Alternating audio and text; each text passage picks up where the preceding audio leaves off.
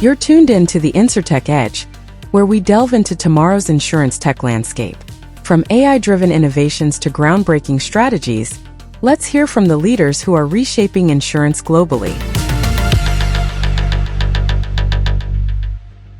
Welcome to our first podcast here at Insurtech Edge. I think this is something new for both of us. I agree. It's new for us, but I still think it's an exciting opportunity and definitely something, we both feel passionate about, which is driving change, right? So I think this is a mechanism to be able to communicate with folks and to be able to express how we see the change and continue to drive that on behalf of the industry. Absolutely. So for everyone who's listening to us and haven't had the chance to talk to us or don't know us yet, we have been in the Insurtech space for quite a while. And lately, we had the opportunity to work together. Gloria as founder and CEO of MLTPLY and a VC that invests specifically in Insurtech initiatives.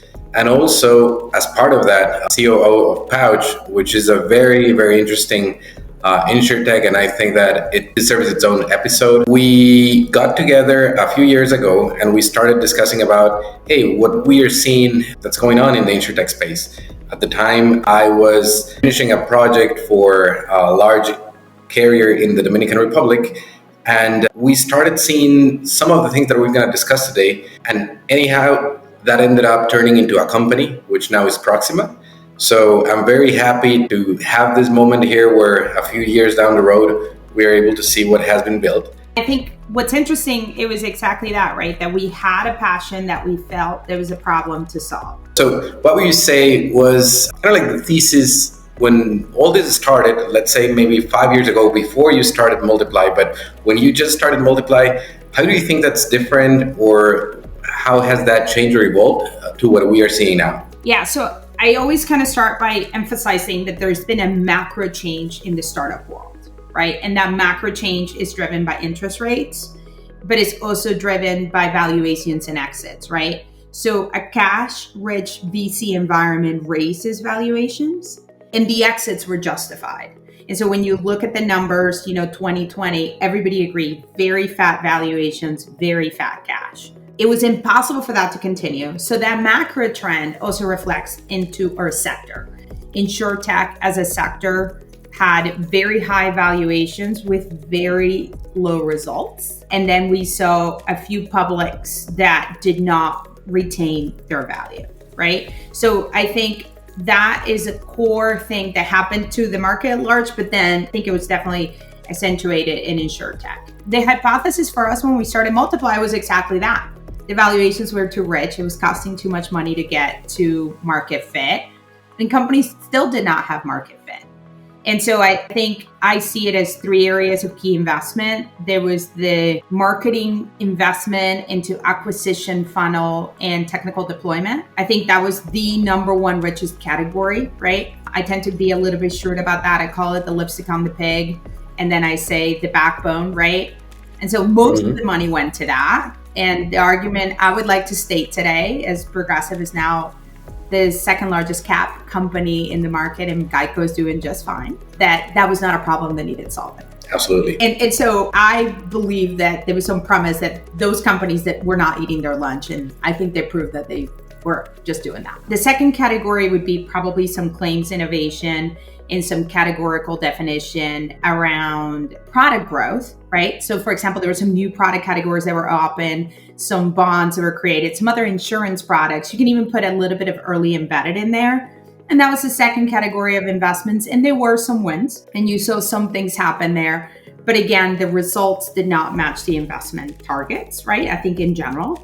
And then the third category, which is a category that you and I were both passionate about, was true product innovation on the insurance side, and then followed by operational excellence with next generation products and service, right? And so that was laggard both on investment and on category because it felt like it was for big corporations to go solve. And so I think that category was interesting to me. So when I started MLTPLY coming off of Pouch, which was a commercial auto innovator, I recognized that was hard, but doable in under 6 months, right? So Pouch went to a full tech stack carrier in 6 months.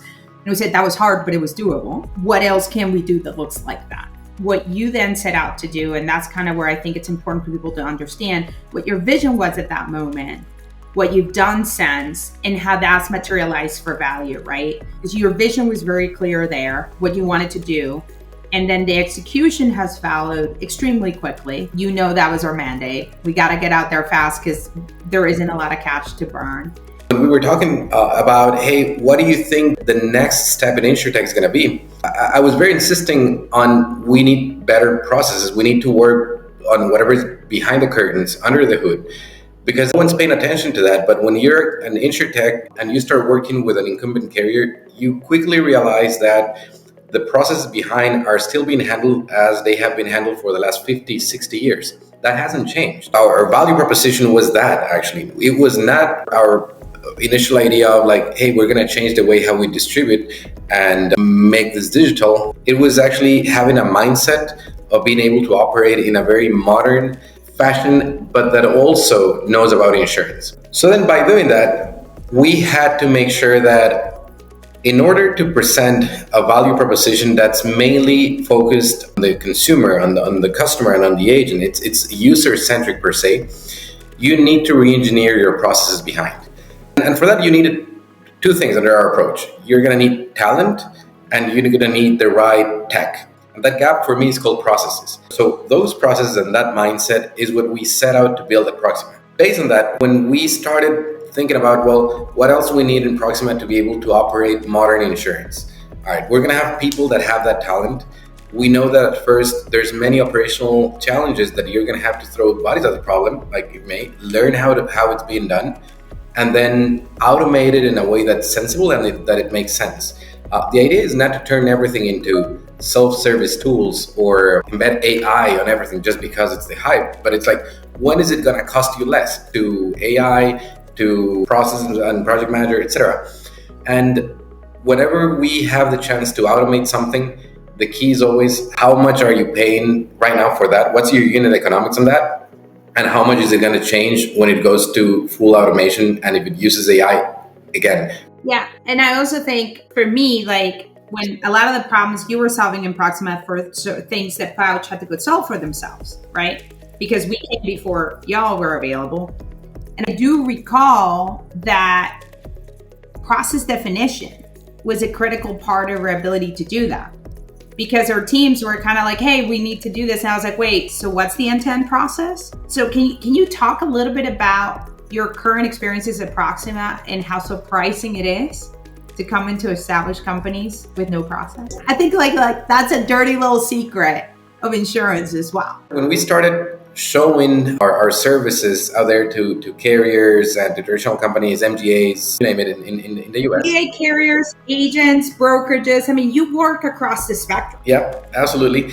Most of them share the same pain points, and they share the same pain points that their peers in LATAM have, which is a lot of paperwork, a lot of cumbersome processes for the agents, time being wasted on documents sitting somewhere or someone needing to revise something, information that needs to get updated, things that are not too complicated but are just part of the daily work that make the entire process clunky. So when we talk to one of our clients and we start analyzing, well, what is your first notice of loss process from beginning to end? You start seeing a lot of opportunities in terms of eliminating processes, improving them, and once you start working with them, because what I love about our model is that at the beginning, we don't pretend to have an answer, because even though there's similarities, every business is unique. Every carrier is different, I agree. And the only way for us to really understand how it works is to operate them. So if I am able to take away from a client one department, to stay with that example, first notice of loss, and I set up a team of people that know about insurance and that are guided by executives that know about insurance, we just start operating that, then it becomes very organic and quite seamless, the improvements that you should make. Because we're not rediscovering something new here. It's just, hey, we've seen it in many different scenarios, so there's little things that you can change or eliminate that's gonna add up and make the entire process better, more efficient. So by doing that, we put people to work, and then as the business grows, we don't need to add more chairs, as we say in the BPO side of business. We start then putting the tech. it's interesting to see carriers obviously have to operate there, because I think there was another macro trend, I think, that we haven't discussed, that as an investor and as a founder of an insurer that I'm very sensitive to, which is performance. So we just went through the hardest market in the history of my lifetime, for sure. I haven't been in the sector for that long, but for 70 years.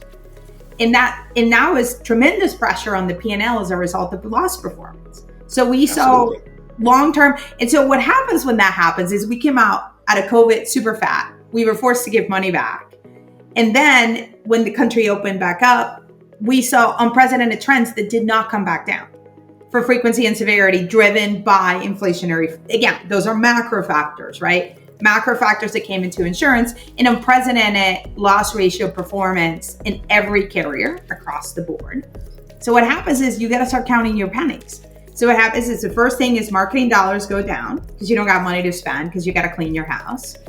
Then process and operations become key, right? And so you are the receiving end of that process operation optimization as companies are having to control their underwriting, as companies are having to control their costs. Customers are telling you is the economic pressure of having to reduce costs, right? Operational efficiency and quality. What do you think are going to be the key initiatives for you in the future? Or basically, what are you delivering in the next 6 months, right? Because we're almost half of the year. Yeah, there is a 3-step strategy here. First one is we need capacity of operation. That's what we have right now, like people that know about insurance. The second step is we cannot generate efficiency if we have not improved the processes. So the first step, we fix what's being done right now. And the only true way to scale, really grow and generate like a dramatic change in terms of efficiency and cost reduction is at that point doing that intelligent automation. So that second step is using the other side of Proxima, which is our internal Insurtech software factory.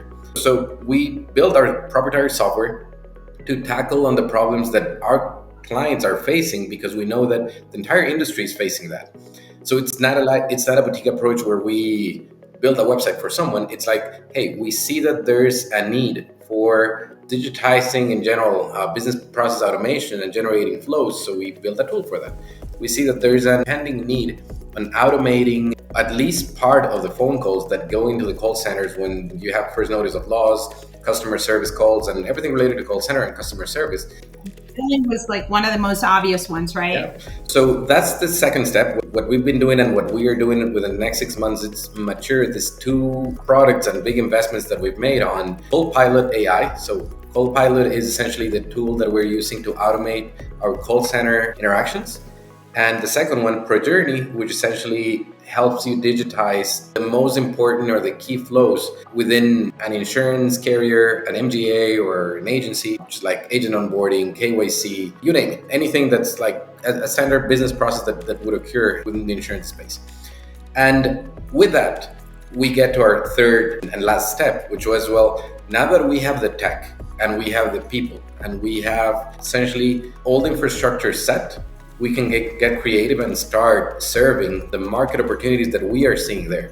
So I'm really excited about the project that we have right now going on for providing live insurance and savings opportunities for the LATAM folks. And that's going to be key to prove our hypothesis, which was once we have proper capacity and proper infrastructure that's built to operate with Insurtech, it's going to be very effective for us and fast to start deploying our own initiatives there in the market, not just in the US, but throughout. Looking to modernize your insurance company? Proxima's integrated approach to technology and nearshore support modernizes insurance operations and drives tangible cost savings, efficiency, and better customer experience.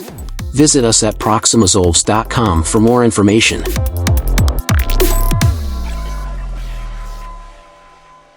And I think, as a kind of an extension of MLTPLY, that's what MLTPLY, and I think it's probably worth talking a little bit about from my perspective.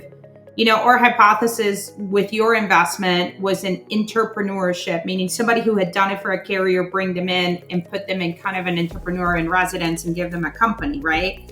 And that was our hypothesis with you, but you had a very clear vision, right? That was off of your learnings of your first successful release of an Insurtech. For us, it's the same thing and MLTPLY as we think about our strategic investment into modernizing non-admitted products, right? So both organizations in parallel leveraging each other, right? I think that's probably, I would say that is part of our secret sauce, is that both organizations would positively and even contentiously, because you and I just had a contentious moment yesterday, you're like, Gloria, but don't bother about this. And I'm like, no. That needs to be independent. In that tension, I think it's relevant and important. I don't know that many people talk about that openly. The tension, to me, releases the best quality option. So in the conversation, you said to me, look, there is just like run the business stuff you shouldn't be worried about. And my tension was, well, there is some other stuff that it's IP that needs to remain here. Because it remains with the value of the company, right? Because I'm the investor and I have to think about acquire or pivoting. And the two, I think, exist in our world today, which I think speaks volumes to our organizations. That both organizations are committed to innovating independently and together as necessary. And I'm really proud of both teams doing that extremely well as an investor. I think that what you're going to do with life products and savings in your strategy and release there and your partnerships, I think that's another good point that you should talk about, actually. That's exactly what's going on right now. We are getting to collaborate with carriers and MGAs, and a lot of opportunities open up there just because by having this infrastructure ready and available right there, we are able to test out at a marginal cost. That's the key. It's at a marginal cost. So we don't need at this point to request or fundraise in order to test out a potential product for Mexico or for the Latino community in the US or for whatever initiative there is. Whatever addition, because I think for this particular initiative, what's been most impressive to watch as an investor is that one offering has multiple go-to-markets. Yeah. And so I think that foundational build it once, use it many, which is very hard to do in insurance, because of the architecture we can do now. So that collaboration is key, because if we have a carrier who has a clear idea of the type of risk appetite they have and they know the market, then we can enable really fast and in a very cost-effective manner the deployment of that initiative and then keep running. I call that the moment where I said, well, those MDAs weren't really needed, were they?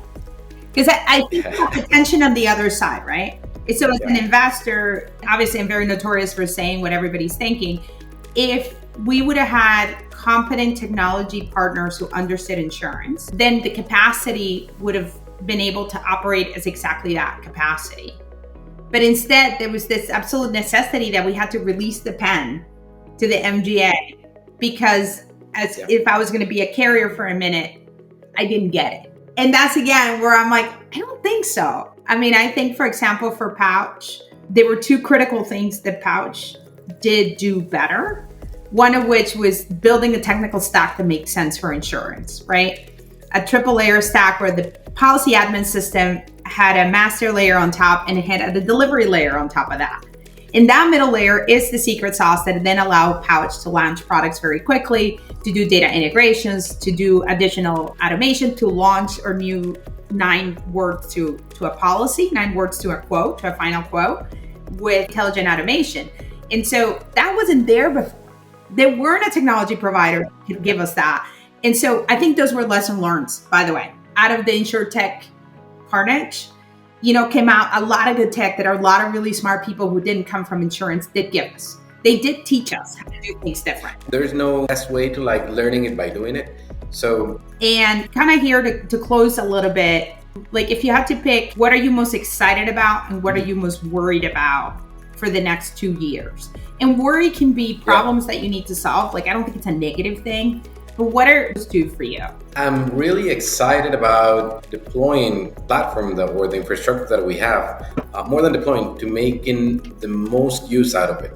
I think that the last few years have been years of enormous work just to make sure that we have the platform there. And whenever we talk, I usually get back to this idea that I love about how Amazon's vision or Bezos' vision has always been, in my perspective, I need infrastructure for something, I build it, and then I just turn this operations cost into a profit center. And that's how you have AWS, and that's how you have many of the good things there. The idea is that we do have a very boutique and sophisticated BPO model that serves really well to any agency, MGA, or carrier that wants to outsource and nearshore their processes. So that's one part that I'm proud of that we were able to build.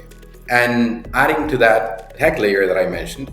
So once we build that, I think that right now, foreseeable future, I'm really excited about is to, hey, now that we have that installed, what all things we're going to do. I'm super excited about the live insurance product that we're talking about, because that's going to be the first real initiative that's going to be built in-house completely from scratch.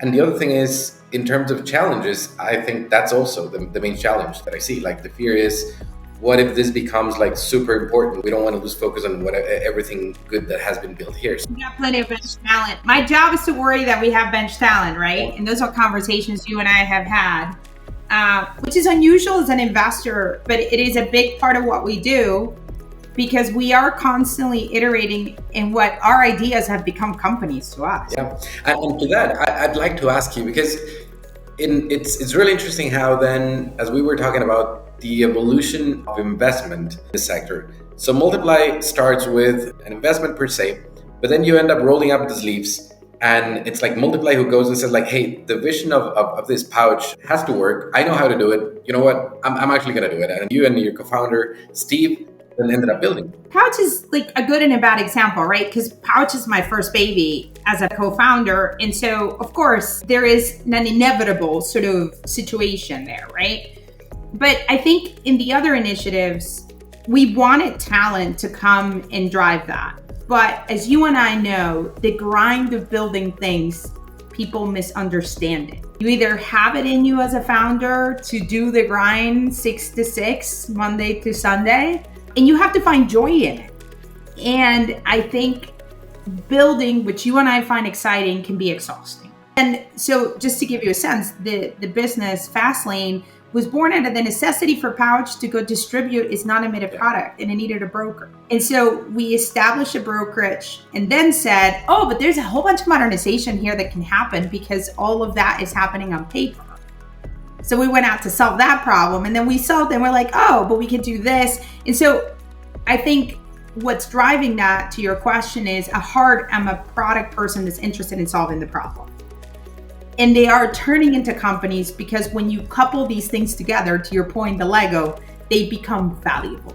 I think behind all of this, like the backdrop of all of this, is how cost effective we are, right? And so people would be like, oh, these will be product lines maybe, or these would be small initiatives. To us, they become companies because we can stand them up, and then we put leadership behind them, and then we say, let's go.